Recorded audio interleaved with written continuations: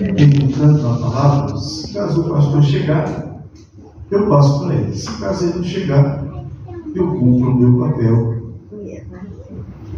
dessa noite. Jeremias capítulo 1, onde fizemos a leitura do texto.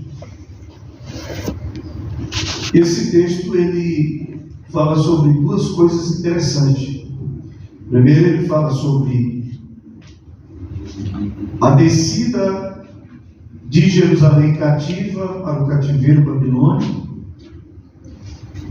que esse cativeiro ele aconteceu pelo menos em 3 levas. Primeiro, eles levaram os especialistas em todo tipo de mão de obra, os intelectuais. Eles levaram jovens de boa aparência, jovens que eram bem intelectuais. A segunda leva, eles levaram uma quantidade grande de pessoas, onde foi todos os tipos de pessoas.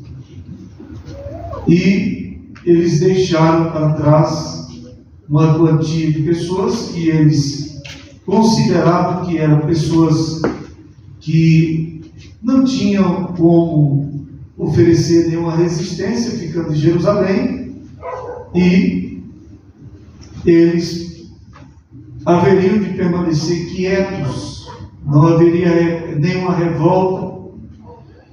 E nesse capítulo 1 está registrado a ida de Jerusalém para o cativeiro. E também está registrado o chamado do profeta Jeremias. Segundo alguns historiadores, Jeremias, por essa época que ele se diz ser uma criança, ele já não era uma tão pequena criança. Ele deveria ter entre 18 a 22 anos de idade. Já era um moço, já maduro. Mas diante da grandeza do chamado, ele se sente como uma criança. E ele declara ao próprio Deus, quando Deus estabelece a chamada para a vida dele, ele se declara dizendo que nem saber falar ele não sabia. Deus colocou essa palavra no meu coração, de que quando os nossos limites eles são apresentados diante de Deus, Deus sabe como trabalhar com a particularidade da vida de cada um. Cada um de nós que estamos aqui na casa do Senhor, ninguém é infrutífero ou inútil. Todos nós temos as nossas utilidades que são vistas aos olhos do Senhor. É por isso que a gente nunca pode ficar pensando, e às vezes a gente até despercebidamente a gente é alcançado por um pensamento que nos sobrevém, principalmente dentro das lutas. Quando os embates chegam e as tribulações, a gente faz uma interrogação: será que eu sou chamado por Deus? Será que Deus me chamou mesmo? Será que Deus é comigo mesmo? Será que eu não estou fazendo assim, preenchendo o lugar de alguém? Primeira coisa que eu quero lhe dizer e lhe deixar notoriamente para que você entenda é que ninguém na casa de Deus está no lugar de ninguém. Cada um de nós ocupamos o lugar que Deus reservou para nós. E cada um de nós somos chamados para um ofício na casa de Deus. A casa de Deus, ela é composta, o apóstolo Paulo diz que numa grande casa há uma variedade de tipo de vasos. Ele diz que há vasos de barro, há vasos de ouro, e ele diz que há vasos para honra e há vasos para desonra. Mas todos somos vasos, todos somos chamados, todos somos escolhidos e fomos separados por Deus para florescermos e darmos o fruto o qual Deus espera que venha aparecer de nós. Se fosse pela nossa capacidade, irmãos, se fosse pelos nossos méritos, a gente não chegaria a lugar nenhum. Vamos imaginar nós aqui nessa noite. A cada um de nós aqui, eu tenho dia que eu paro, pastor Milton, e fico pensando. Um dia desse o senhor estava lá no Brasil de Nazaré. O irmão Silas estava lá na Bahia. O irmão Azias estava lá no Pará. O pastor Lorival estava lá no Tocantins. Eu estava lá no Acre. O evangelista Joab estava lá no Maranhão. E Deus olhou e falou assim: eu preciso do Lorival no Recanto do Bosque. Preciso do Milton no Recanto do Bosque. Preciso do Joab no Recanto do Bosque. Preciso do Silas no Recanto do Bosque. Preciso do Osias no Recanto do Bosque. E quem mandou nós vir para cá? Quem foi que deu ordem para nós vir para cá? Se nós formos analisar desta forma, ninguém deu ordem, mas Deus viu que a parte do pastor Milton era interessante, a parte do pastor Lorival era interessante, a parte do Osias era interessante, a parte do Silas aqui era interessante, a parte do Joab aqui era interessante, e a minha parte era interessante. E são costumes diferentes, povos diferentes, estados diferentes, costumes diferentes, mas Deus nos chamou e nos uniu com um único propósito. Qual foi o propósito? Era que a sua obra fosse feita. E nós estamos aqui, irmãos, não estamos aqui por um acaso. Nós não estamos aqui por qualquer coisa, mas nós estamos aqui para fazermos uma grande obra para Deus. Pastor, mas eu faço pouquinho. Pastor, eu quase não sei de nada. Eu quase não entendo, eu quase não compreendo nada. Mas só em você estar aqui foi um chamado de Deus específico para a sua vida, para que você pudesse estar aqui, florescendo e dando fruto na casa do Senhor. Jeremias, ele dá início ao seu ministério, colocando diante de Deus as suas qualidades. É uma coisa interessante, irmãos, quando a gente reconhece diante de Deus as nossas fragilidades. Eu tenho uma oração que eu faço ela todo dia eu repito ela. Não é que eu não sei orar de outro jeito, mas é porque a minha necessidade me obriga. Quando eu saio cedo, que eu abro o portão, a minha oração começa, e ela começa assim: Senhor, tem misericórdia de mim. Senhor, tem misericórdia de mim. Por quê que eu preciso que Deus tenha misericórdia de mim? Porque eu não sei o que vai me acontecer, eu não tenho tanto conhecimento como precisava ter. O tempo vai passando, a gente vai ficando com dificuldade. Dia desse estava conversando com o pastor Milton, falando sobre essa questão das coisas que vão acontecendo e vão mudando na mente da gente. Eu não sei se vocês já se encontraram assim, mas eu já tive dia que eu andando pela rua, que eu sou acostumado a andar por ela, de repente eu ficar pensando: como que eu faço para ir para casa? Eu estou no rumo certo? Eu estou na direção certa? Aí, do tipo assim, dá uma batidinha, sai aí, desengancha.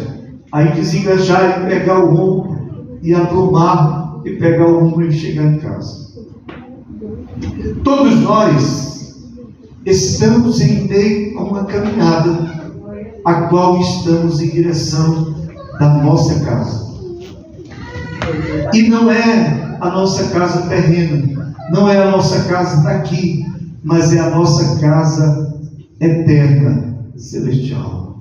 E no decorrer da caminhada, irmãos, tem dia que dá um branco, tem dia que dá um desânimo, tem dia que dá angústia, tem dia que dá tristeza, tem dia que a gente sente saudade, a gente sente solidão, a gente sente vazio, a gente sente canseira, a gente sente fadiga. Mas o interessante é entender uma coisa: não digas eu sou uma criança, porque aonde quer que eu te mandar irás, e o que eu te disser falarás. O Senhor sempre renova a nossa esperança, e coisa boa é ter a esperança renovada por Deus.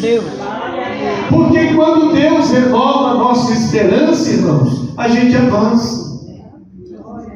A gente consegue erguer a cabeça.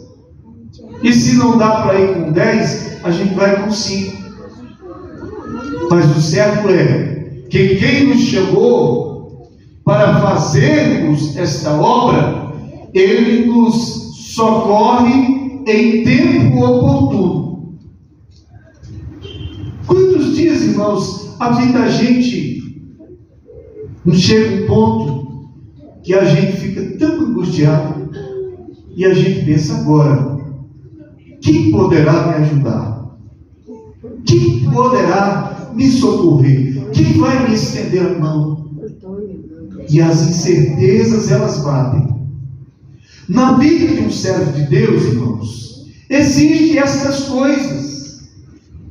Existe o dia da adversidade, existe o dia da bonança, mas existe também o dia da tribulação, da luta travada. Mas uma coisa nós precisamos entender, é que em tudo Deus nos conhece, nos entende, nos compreende e nos ajuda. E quando a gente diz não vou conseguir, Ele manda o Simão Sirineu, chamado Espírito Santo, e nos sustenta e nos fortalece, e a gente se levanta e caminha e vai em frente e não para. Glória a Deus. Porque eu penso, irmãos, que ter luta, isso não é o difícil. O que eu penso que fica difícil é quando a gente pensa em parar. Até que pensar em parar não é tão prejudicial. O prejudicial mesmo é quando você para. Porque depois que você para, aí você não tem mais esperança de chegar. Isso é no comércio, isso é na empresa, isso é no empreendimento, isso é nas conquistas do dia a dia. A única coisa que você não pode fazer é parar. Porque quem para no meio da caminhada, irmãos, nunca vai ter a oportunidade de dizer: eu passei pelo vale, mas estou aqui. O primeiro é que nós envergonhamos o nome do Senhor. Porque se nós pararmos, nós estamos dizendo assim: Deus não foi capaz de me sustentar até o fim. Então, mesmo com pouca força, a gente vai caminhando, vai lutando, vai vencendo, vai combatendo, vai trabalhando, vai edificando, vai economizando, vai pelejando, e quando a gente menos pensa, a gente sai do outro lado, vitorioso, em nome de Jesus.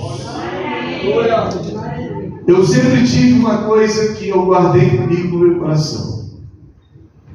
Diante de tudo que eu já passei na minha vida, existe uma coisa que eu nunca deixei que ela se alojasse no meu pensamento: é de parar.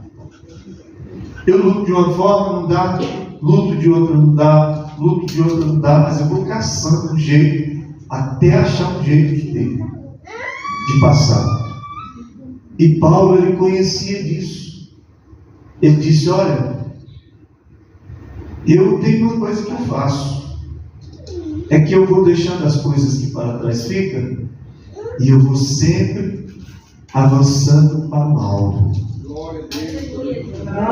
Avançando para o alvo. Hoje eu estava lendo o relato de Paulo,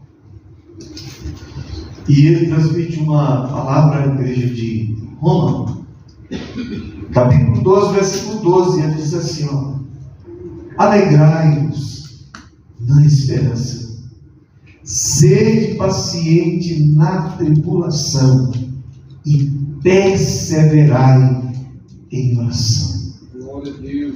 Irmão, você não é obrigado a se prostrar o dia todinho com a boca no pó e passar o dia todinho orando. Você tem os seus compromissos, tem as suas necessidades. Você pode não orar uma noite toda, mas toda noite você precisa orar. Você precisa conversar com Deus e dizer para Ele: Deus, hoje quase que a coisa desandou, hoje quase que a coisa complicou, mas Deus, eu estou aqui, me ajuda a corrigir esse negócio, me ajuda a acertar esse negócio, me ajude, Deus, amanhã eu vou me levantar se o Senhor me der vida e eu vou continuar de novo. E parece que é uma força de expressão, a gente ouve Deus dizendo assim: é por isso que eu acredito que você realmente entende o peso da chamada. Porque se a gente não entender, a gente não compreender, a gente não deixar a bondade e a misericórdia de Deus agir nas nossas vidas, irmãos, de contínuo, a gente para no meio da caminhada, a gente desanima, a gente esmorece, a gente entrega os pontos, se dá por vencido. E Paulo disse: olha, alegrai-vos na esperança. Qual é a esperança que você tem? Pastor, eu já nem sei mais que esperança que eu tenho. Renove a sua esperança em Deus. Todo dia a coisa está difícil. Com essas mudanças aí desse governo, as coisas complicou, ficou difícil um bocado de coisa. Mas todo dia eu continuo ainda na esperança. Vai passar. Me lembro do Jesus ouvindo: vai passar. Eu sei que essa luta logo vai passar. E assim a gente vai. Não desanima não, irmão. Não entrega os pontos. Não se dá por vencido. A empresa está difícil, as coisas não estão fáceis, não saíram como você queria, mas isso não significa dizer que é o fim. Se Deus te chamou para ser empresário, seja empresário com alegria. Se Deus te chamou para ser construtor, seja construtor com alegria. Se Deus te chamou para ser secretário, seja secretário com alegria. Porque você não está lá por um acaso. Crente não tem sorte, irmão. O que é isso, pastor? O que o senhor está dizendo? Crente não tem sorte. Crente tem bênção da parte de Deus. E cada um de nós estamos no rumo o qual Deus nos chamou e nos selecionou para esse ofício. Vá com alegria, vá com vigor, vá com força, com ânimo. Eu estava lendo a biografia de Lamentações de Jeremias.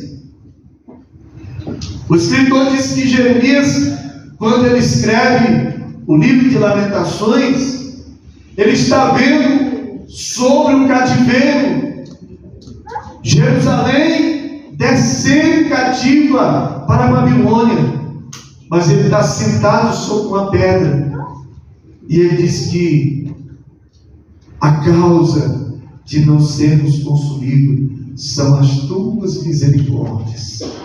Ou daí, ele sabia, Jeremias foi um dos profetas que Deus tratou com ele e revelou para ele que um cativeiro babilônico seria 70 anos, o povo ficaria fora de Jerusalém, eles iam sofrer distante, eles iam ficar isolados lá, eles não iam ter nem sequer para tocar, nem cantar.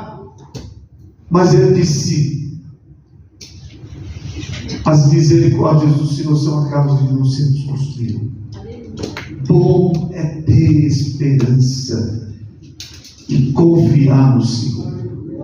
Irmão, quando você vê um menino se formando, você fica alegre, glorifica a Deus e conta. Tem gente que conta, tira foto, manda para o parente e faz uma selfie, tanta coisa. Agora, você quer ver uma coisa difícil? É quando, no lugar de estar subindo, você vê pegar descendo. Aí é difícil, aí não é fácil. Mas nós precisamos. Estou falando para os irmãos nessa noite sobre uma conscientização da parte de Deus para a sua vida.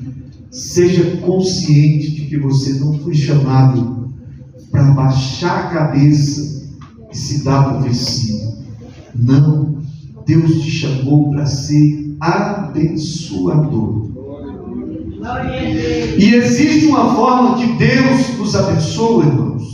Eu sempre ouço o pastor João Pereira falando. Ele disse assim: olha, irmão, se quer que seu filho seja abençoado, ore pelo filho dos outros. Se quer que seu filho seja uma bênção, abençoe o filho dos outros. Vai abençoando. E na proporção que você vai cumprindo a sua chamada como abençoador, Deus vai abençoando os teus de dentro de casa. Abençoa mais, irmão. Estende mais a mão. Abre mais a boca e abençoa mais as vidas. Pastor, eu não sei até hoje se Deus, para o que foi que Deus me chamou. Eu estou te revelando para o que foi que Deus te chamou. Deus te chamou para ser abençoador. Na proporção que você vai abençoando, abençoa o país, abençoe o governo, abençoe a cidade, abençoe o vizinho, abençoe o parente, abençoe a família, abençoe o lar, abençoe o casamento.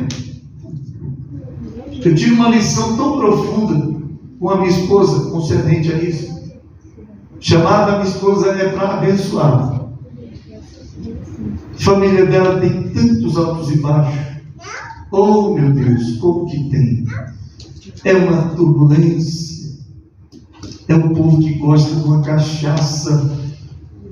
E eles não é a cachaça, não, eles não bebem a cachaça, não é a cachaça que parece que bebe eles, tem um dia assim. Mas ela nunca vi ela reclamar de nenhum deles. E quando a gente tem um tempinho que a gente fica meio assim mais tranquilo, eu olho o joelhinho dela e vejo quanto que é calejado. E todo dia a minha esposa, se ela tivesse que viver e cantar, eu já era. Arroz eu não comia. Se eu tivesse que viver dela pregar, também não dava. Porque ela nem é uma boa cantora e nem uma boa pregadora. Mas tem uma coisa: ela sabe trabalhar para abençoar. Vai abençoando, orando. Cada dia ela lança um projeto novo. Ela fala: agora eu estou pensando, vou tirar vou orar por aqui, vou trabalhar por aqui. Eu fico pensando, não adianta. Eu já sentei muitas vezes, já falei com ela: pega a Bíblia, fez um curso de teologia bonitinho, completinho, ajeitadinho, organizadinho, tudo certinho, mas não desenvolve para pregar. Tem os livros, está tudo lá, a coleçãozinha de livros, tem várias Bíblias, mas não é o chamado dela. O chamado dela é para o ministério da oração. Descubra qual é o chamado de Deus para a sua vida e se aplique nisso. Faça da sua vida uma vida feliz. Não se sinta inferior querendo ser quem você não é. Seja você mesmo.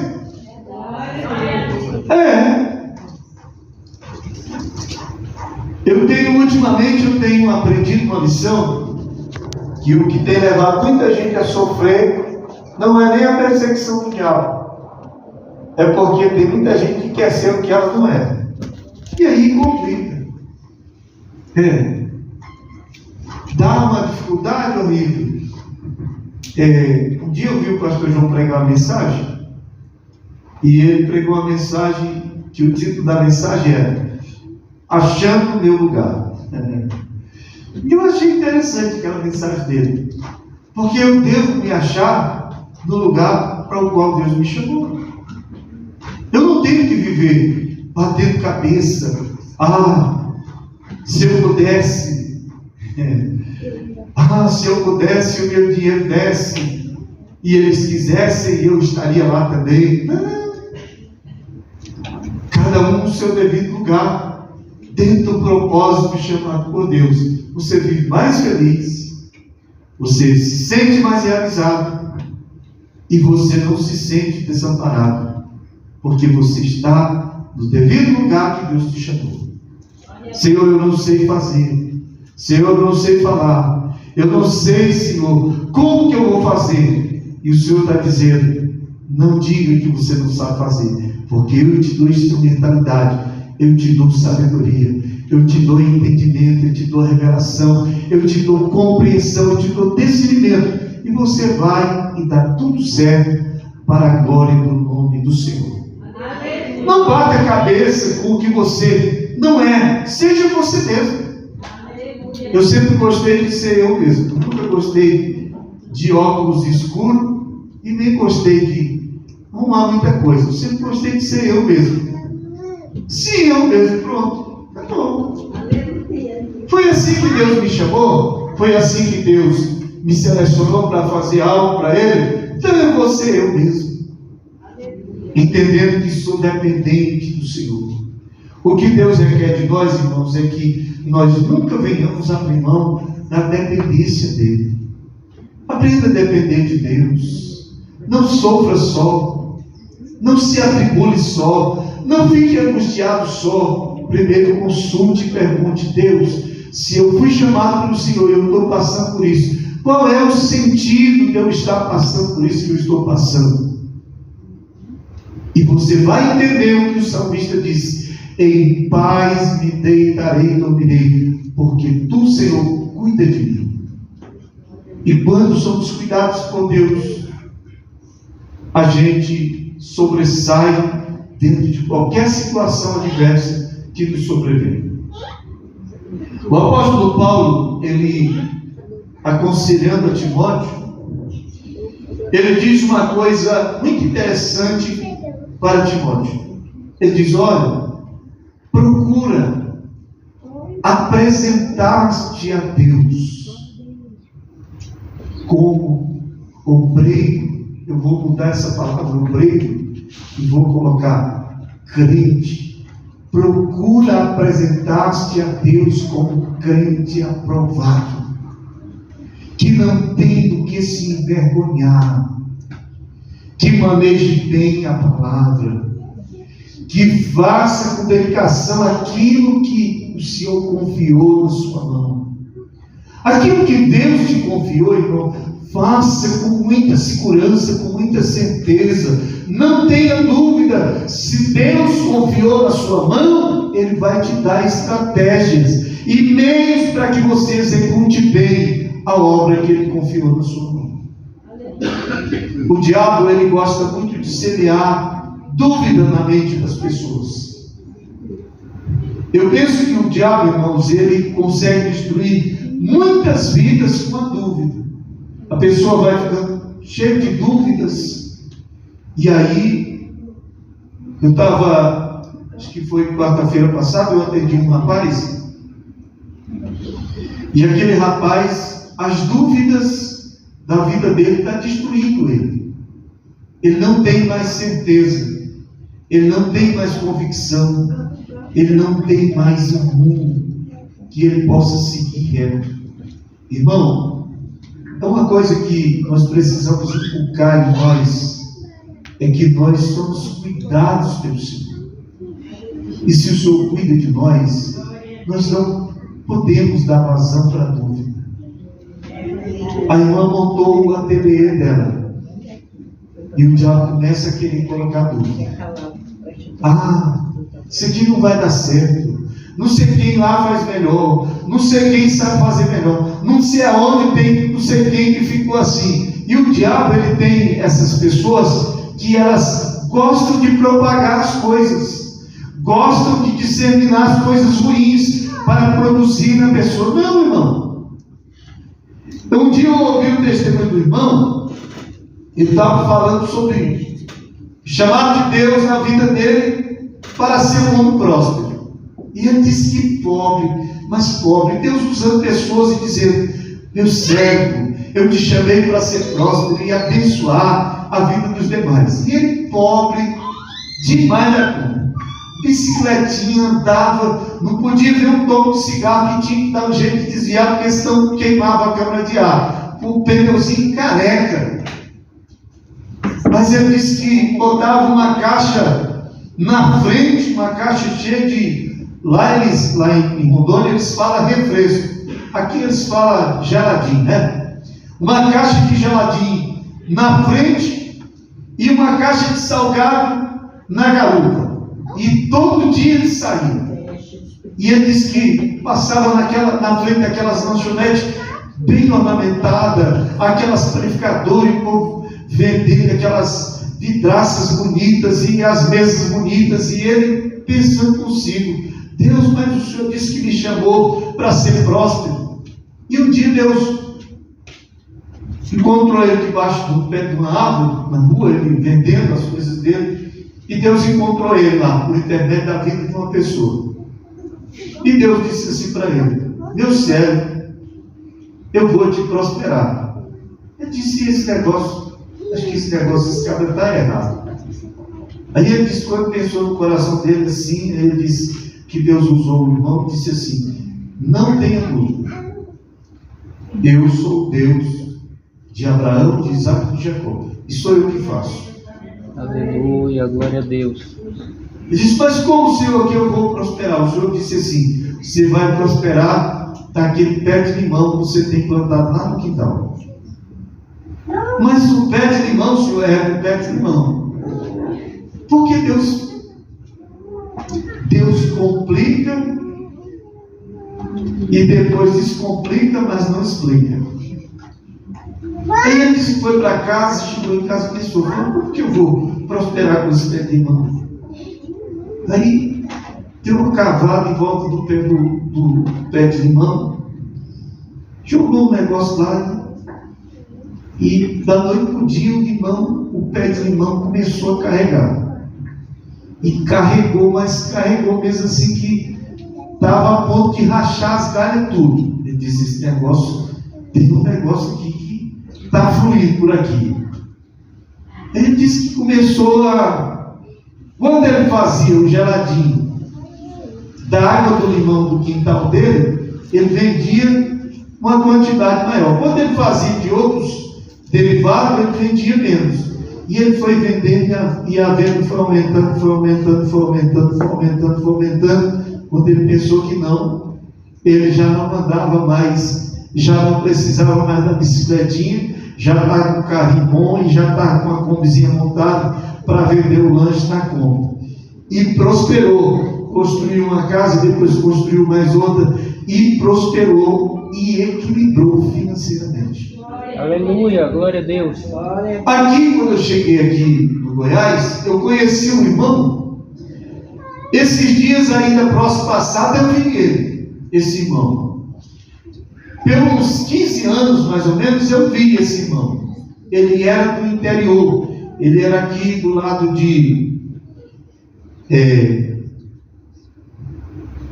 essa cidade maior que tem aqui na direção de Rio Verde, de Goiás Velho aqui. Itaberaí. Ele era daquela região ali, só que ele era lá da roça. E ele disse que um dia Deus falou com ele sobre abençoar ele. Ele disse: mas nunca estudei, nunca fiz uma faculdade e sempre vivi pela roça. Difícil a situação, mas eu vou assim mesmo, vou acreditar que Deus vai me prosperar. E cumpriu o tempo dele lá no interior, lá na roça, e ele veio embora para cá, para Goiânia. Chegou aqui em Goiânia, caçou um serviço, E o serviço que ele caçou não deu certo.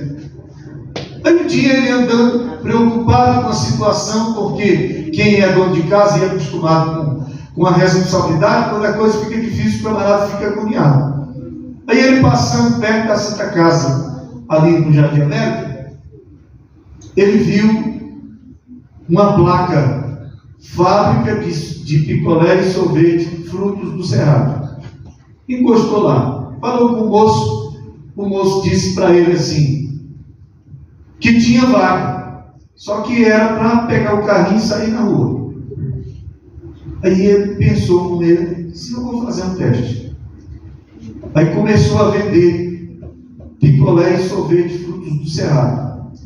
Ele pegava o carrinho de manhã, ali perto da Santa Casa, saía, atravessava o Jardim América, subia na T63 e até no fim do Parque Anhanguera. Ele ia e voltava, fazia esse trajeto. Hoje ele deve estar com uns 20 anos que ele faz esse trajeto. Vender picolé, tem muita gente que pensa assim: vender picolé é coisa para desocupar, mas não é não, irmãos. Quando Deus quer abençoar o homem, Ele abençoa o homem em qualquer coisa que Ele lhe colocar na mão. Eu conversava com ele, todo dia ele parava e almoçava lá na frente da loja para a qual eu prestava serviço para ela. E um dia nós conversando, falando sobre quando a bênção de Deus vem sobre a vida do homem, quando Deus quer abençoar o homem, e quando o homem não baixa a cabeça diante dos desafios. E ele começou a contar. Ele disse: olha, pastor, eu vendi a minha roça que era pequena, vim para cá, comprei uma casinha pequenininha. Só que eu vou dizer uma coisa para o senhor: Deus cumpriu as suas promessas na minha vida. Sabe por quê? Pastor, hoje eu tenho uma casa grande, que eu moro nela. Eu tenho um carro zerado na garagem, zerado. Não comprei usado não, comprei lá na concessionária, novinho, zerado. E eu tenho mais 4 casas de aluguel. O senhor sabe de onde que eu tirei isso tudo? Tirei tudo desse carrinho de picolé. Deus me abençoou. Eu quero dizer para você nesta noite, coberto pela graça do Senhor, aquilo que Deus confiou na tua mão, se você não duvidar e acreditar e insistir, Deus não tem como não te abençoar. Ele vai te abençoar. A vontade de Deus é que você seja abençoado. Mas o primeirinho que é responsável por isso, sabe quem é? Não é Deus não. É eu e você que somos responsáveis por isso. Porque se a gente for ficar cheio de dúvidas, cheio de incerteza, eu não sei fazer, eu não posso isso, não posso aquilo. Não! Para que nós temos uma Bíblia na mão? Se a Bíblia está dizendo, o apóstolo Paulo, eu gosto muito dos ditos dele: posso todas as coisas naquele que me fortalece.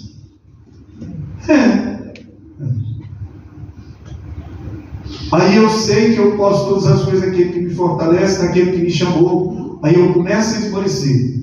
Vem o vento, eu já quero tombar para um lado. Vem outro ventinho, eu já quero tombar para o outro lado. Vem uma chuvinha, eu já quero ficar resfriado. Não, ergue a cabeça, levantar cedo, lutar até de tarde se for preciso. Eu já trabalhei muitas vezes até meia-noite. Começar às 6 horas da manhã e ir até meia-noite. Grudadinho mesmo assim no estado, mas no outro dia tinha o dinheiro. Foi aquilo que Deus confiou na minha mão. Aquilo que Deus confiou na sua mão, não faça válido. Acredite, tenha fé, tenha ânimo. Se Deus te chamou para te abençoar, acredite que o Senhor não vai te deixar sozinho. Ele vai te abençoar. Pastor, quanto tempo vai demorar? Não sei. Mas o que eu sei é que Deus é contigo. E se Deus é contigo, Ele vai te abençoar. Hoje, filho, tem uma casa para vender. Quando tiver com 50 anos, quem sabe tem 5, 6 casas para vender. Só tem uma coisa que vai te fazer você parar. É você mesmo. Desacreditar, esmorecer, desanimar. Parece que a coisa não vai, parece que não dá certo. Não, insiste. Vai firme, acredita. O nosso Deus é Deus fiel, que dentro do capítulo 1, é o versículo 12 do capítulo 1 do livro de Jeremias,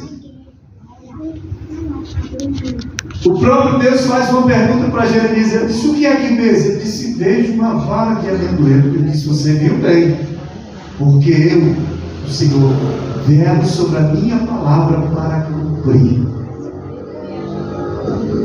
Nós temos muitas promessas da parte de Deus que foram feitas por Ele propriamente dita. O próprio Deus, Ele prometeu.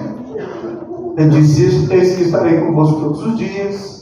Ele disse: quando passares pelas águas, as águas não te afogarão. Quando passares pelo fogo, a chama não arderá em ti. Só preste atenção, ele não disse que você não ia passar pelo fogo, e nem disse que você poderia passar pela água. Ele disse que você poderia passar pela água e poderia passar pelo fogo, mas a garantia é que nem o fogo vai te queimar e nem a água vai te afogar. Por que o fogo não vai queimar? Porque o Senhor é o Senhor do fogo. E a água não vai te afogar? Porque Ele é o que tem controle sobre as águas. E faz o extraordinário em prol da vida daqueles que confiam plenamente nele. Já acontece que nem todo tempo a gente quer continuar crendo no nosso chamado. Mas a palavra do Senhor nessa noite é essa: não duvide do seu chamado. Aquilo que Deus te chamou para fazer, faça com alegria, faça com satisfação, faça com prazer, faça com muito vigor, como que você estivesse fazendo a melhor coisa da sua vida. E vai, no final de tudo, Deus vai abençoar, que vai dar tudo certo, e você vai cantar o hino da vitória em nome do Senhor. Só eu e você podemos impedir a bênção de Deus nas nossas vidas. Só eu e você. Se a gente quiser, pastor, que a gente insistir, a gente sai do outro lado. Sai de cabeça erguida cantando o hino da vitória. Se a gente quiser. Agora, se a gente também não quiser, a gente perece no caminho, é cedo. Cedo mesmo a gente se enrola e se perde no caminho, não dá em nada, não chega em nada.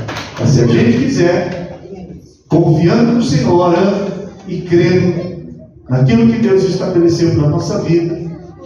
Tiago diz que se alguém tem falta de sabedoria, é só pedir a Ele, ao Senhor, que Ele dá e não lança em rosto de ninguém para dizer: você está aí desse jeito que eu te dei sabedoria. Deus não faz isso. Se Ele te der sabedoria, Ele vai te dar sabedoria mesmo para valer, e você vai sair do outro lado vitorioso em nome do Senhor.